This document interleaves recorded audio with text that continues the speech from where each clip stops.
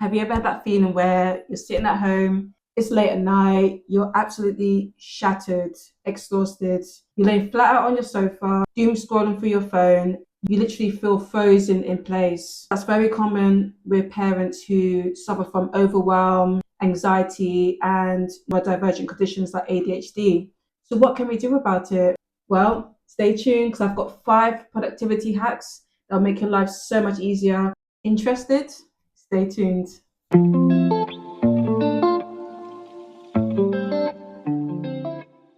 Hi everyone, welcome back to Mindset Over Meltdowns. If you're new to this channel, my name is Shada, and over here on Mindset Over Meltdowns, we look for ways to make your life easier as a neurodivergent parent. Even if you don't have a neurodivergent condition, but you suffer from anxiety or overwhelm, we're here to make your life easier, get you moving, change your mindset so you feel a lot better, a lot more confident, and ready to make the best of your parenting.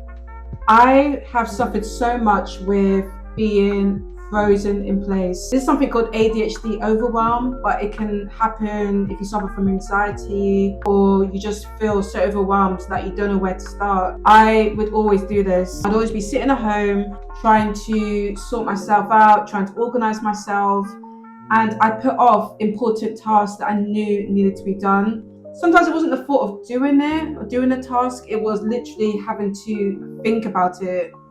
I think about starting it. That's what really triggered me. So I'd be sitting there past midnight, watching the clock tick by, and I'd be doing anything but the task I was meant to be doing. It would get to like 2 o'clock, 3 o'clock in the morning. I'd have work the next day, and I'd still be sitting in the same place, feeling unable to move. So I knew I had to sort it out. I knew I had to look for ways to make my life easier because, to be honest, I was struggling. I had really bad anxiety. I started to do research. I looked online. I looked for ways to make my life easier. I used these 5 productivity hacks that got me up, got me moving, ready to tackle any task that I needed to do. So let's get into our productivity hacks. First up, shrink the task.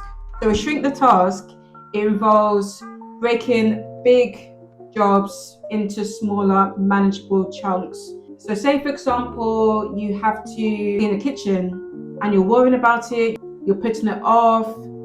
But if you say to yourself, you know what, I'm going to clean the kitchen counters. Let me start there. Let me just clean the counters, see how I get on. That way, you're not overwhelming yourself. You're breaking the task into separate steps. And that way, you're not gonna short circuit your brain. You're just gonna focus on one little thing, one little step, and then gradually build up. That way, it keeps you sane. That'll help you to get moving if you know you've got something small to do. I've noticed that when I overwhelm myself, when I say, oh, I've got this big project I need to do, it doesn't work well for me, it doesn't bode well. Especially being a parent as well, there's so much things to do. Your to-do list never ends. If you break those tasks into smaller chunks, you're more than likely to get it done and get it done at a faster and more efficient pace. Okay, the second tip, I really like this one. It's called just 2 minutes rule. As the name suggests, it's setting a timer either on your phone or say using an egg timer. Set it for just 2 minutes. You can get started on the task.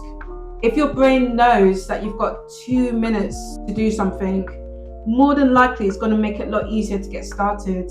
It's something, again, it's very small, it's very manageable. It's making getting started a lot more smoother and a lot more efficient as well. So I really like this rule. Say, for example, you've got to fold laundry. If you say to yourself, okay, I've only got 2 minutes to do this, and then I'm going to stop. The thing is, you might not stop after that 2 minutes. That's the trick I like. You might not stop. You might think, okay, I've started the momentum, I've got the ball rolling. This isn't too bad, let me continue. Or it might be that you think, you know what, I've done 2 minutes and I'm not feeling this, I'm really not in the mood today, and you might just stop and not do any more. Either way, it's a win-win because you've got started, you've done something. So it works really, really well. This next tip number 3, is called body before brain. If you like being active, you find that you're quite hyperactive, you've got a lot of restless energy, this one will probably work better for you. If you find your brain is stuck in that freeze mode, what you're doing is using movement to kickstart your brain and get everything moving, get the wires buzzing. So what I do is when I'm stuck in one position, then I'll start by jumping up, might shake out my hands, I might do a bit of stretching, do some jumping jacks, I might turn on my favorite song and start dancing around the room. But to be fair, this doesn't always work. It depends what kind of mood I'm in. If I'm feeling really, really sluggish, really quite low and exhausted, then it might not work that particular day. But if I'm in a mood, if I've got a lot of restless kind of energy coursing through my veins,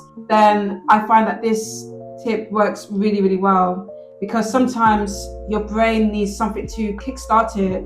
And for a lot of us who are neurodivergent, in particular who have ADHD, movement can be really, really good for us. As busy parents, there's always boring tasks to do. Let's face it, reports to fill out, forms, applications, all kinds of things, mostly chores to be fair. It's boring, it's so boring. I need dopamine to get me going. I need that Kickstarter. And I find that being a parent just adds to the amount of boring adult tasks that we have to do. I used to always put off tasks, and I still do sometimes, to be fair. I don't always do or tackle things at the right time. Sometimes I am lastminute.com. This tip works really well when you need a quick boost to get you started. So what I do is to pair a really boring task with something that is exciting, something that I like, and something that will give me that little bit of dopamine that I so desperately crave. Say I've got to clean the bathroom, I pair it with something that I like to do. I find listening to podcasts really entertaining. I love podcasts, especially like historical podcasts, anything of that kind of nature. I did a history degree, so anything like that I really like. So what I do is I'll pop on my headphones, I'll just turn on one of my podcasts, and I'm away. I can do anything. What I find is with a dopamine cheat tip, it is a wonderful distraction. When you're doing something so boring, so dull, sometimes you need to pair it with something that you like, and that will keep your brain going. And to be honest, by the time I'm so engrossed in my podcast, I've forgotten what I'm doing. I kind of get through it so much quicker, and I'm like, oh, I finished the bathroom, and it's so much easier. So try doing that. Try pairing something really dull and boring with something that you really like or you really enjoy. Something that will give you that dopamine hit, and that way it'll make your life so much easier when you need to get things done. So this last hack is called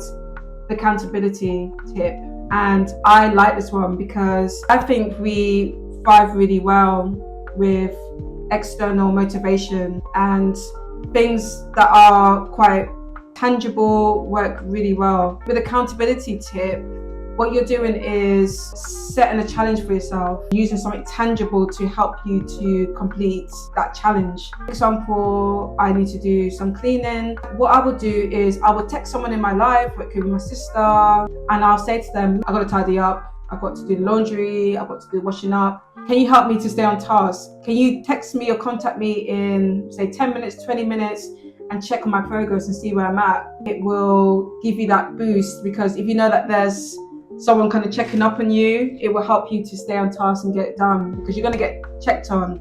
You could also try a timer if that works for you. You could put a visual timer, say on YouTube, something big and bold. You've got that challenge to get things done. You could even have what is called a body double. It's where you're getting someone to sit alongside you or be there with you while you're getting the task done. So say, for example, you're doing some work that you've been putting off.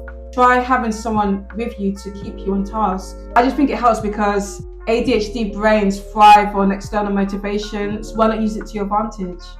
Alright, so we've reached all 5 of our tips for today. Remember, when you're stuck in that freeze mode, when you feel so overwhelmed, which is so common with neurodivergent parents, especially when you've got young children, you're frazzled, you're under pressure, don't let overwhelm get the best of you. Please leave a comment below. I'd love to hear from you. Don't forget to like the video, share, subscribe, and turn on notifications for more mindset shifts that will make your life easier as a neurodivergent parent looking after very young children. See you in the next video. Bye.